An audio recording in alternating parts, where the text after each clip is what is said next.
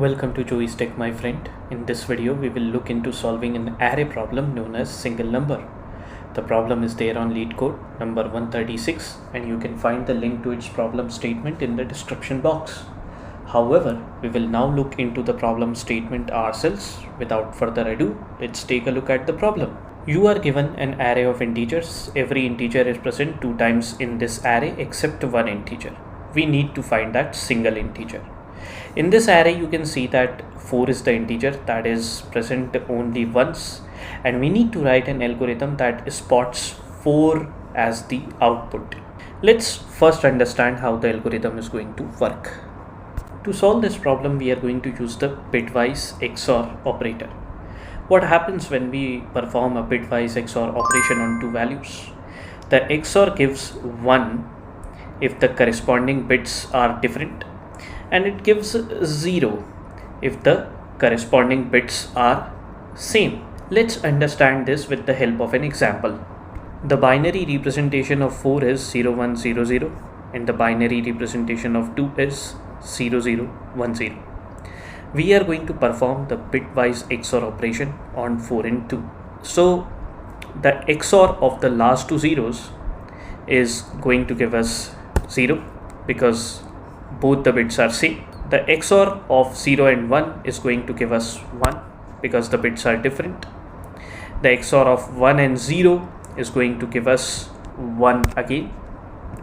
And the XOR of 0 and 0 is going to give us 0 because the two bits are same over here as well. Interestingly, this is the binary representation of 6. Okay.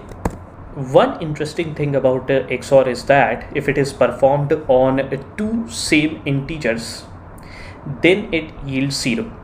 Let's see how. These two zeros are going to give us 0 if XOR is performed on them. The two bits here are 1, so XOR operation on them is also going to give 0. Over here, these two bits are also same, so we are going to get 0 over here, and we will get 0 over here as well. Okay, thing to note is that if XOR is performed on two same integers, then it gives 0 as the result. We know that in our array, all integers are present twice except 1. So when XOR is performed on them, they are going to return 0. Hence, the XOR operation on these two 2's is going to yield a 0. And the XOR operation on these two 1's is going to give 0 as well. When XOR operation is performed on integers that are present twice, then it's going to yield 0. Now, when we are going to perform the XOR of this integer, which is unique, and 0, then let's see what we get. The binary representation of 4 is 0100, and the binary representation of 0 is 4 zeros. Now, if we quickly perform the XOR operation on 4 and 0, then we are going to get 0 here, 1 over here, 0 and 0. 0 over here, 0 over here, 1 over here, and 0 over here. This is again the binary representation of 4. So, XOR of an integer and 0 is going to yield the integer only. The thing is crystal clear. If we keep performing XOR of an element with its previous element, okay, then eventually the final cell of this array will hold the unique integer. If we do the operation, then the XOR of 4 and 1 is going to give us 5. The XOR of 5 and 2 is going to give us 7. The XOR of 7 and 1 is going to give us 6. And the XOR of 6 and 2 is going to give us 4. And remember, this is happening because there are integers which are present exactly twice. So when XOR operation is performed on them, they are yielding 0. So indirectly, it's the same operation happening over here, and that's why the last cell of this array is giving us the unique integer present in this array, the single number. I hope the algorithm is clear to you. Let's write the Java program implementing this algorithm. I have created a Java class named a single number in my project, in which I'll begin writing the program. I'll first create the main function, for which I'm going to simply type psvm, and there you go, main function created for me. First we are going to declare and initialize the array that is going to hold the elements. It will be an integer array, so let's write int square brackets and let the array name be arr equals to new int square brackets again, and let's put in the elements.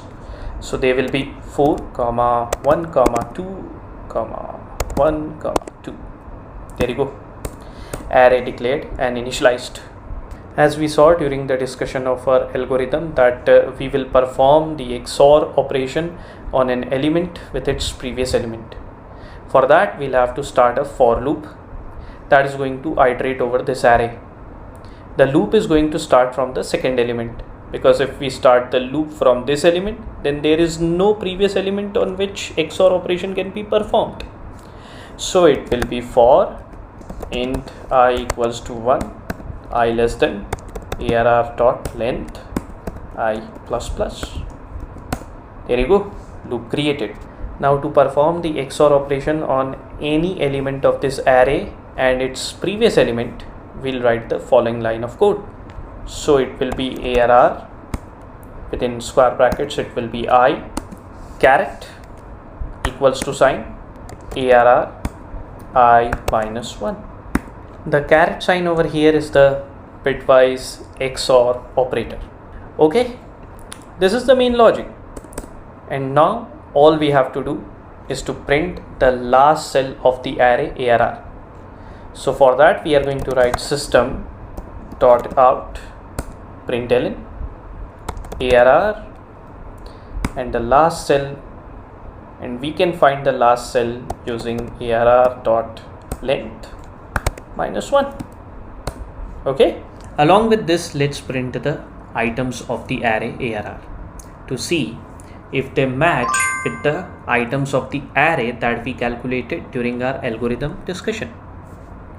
For that we are going to write another for loop, for, and this time there will be another variable, let's call it j equals to 0, j less than arr dot length j plus plus, and over here we are going to write system dot out dot print, because we want to print the elements of the array side by side. So it will be arr j within square brackets concatenation operator space. Okay, notice that we are using this loop just to print the items of the array. This is actually not a part of the solution that we are required to find. Alright, so the program is complete. Let's run it and check what output it gives. And there you go. The program says that 4 is the unique integer from the array arr. It's the single number. And in the second line, the program has printed the items of the array. So they exactly match with the items that we calculated during our algorithm discussion phase. I have submitted this Java program on LeetCode's website as a solution to the problem of single number. It passed all the test cases and took only 2 milliseconds of time. With this we have come to the end of this video. I hope you enjoyed learning this problem from Joey's Tech. I hope you coded this program along with me.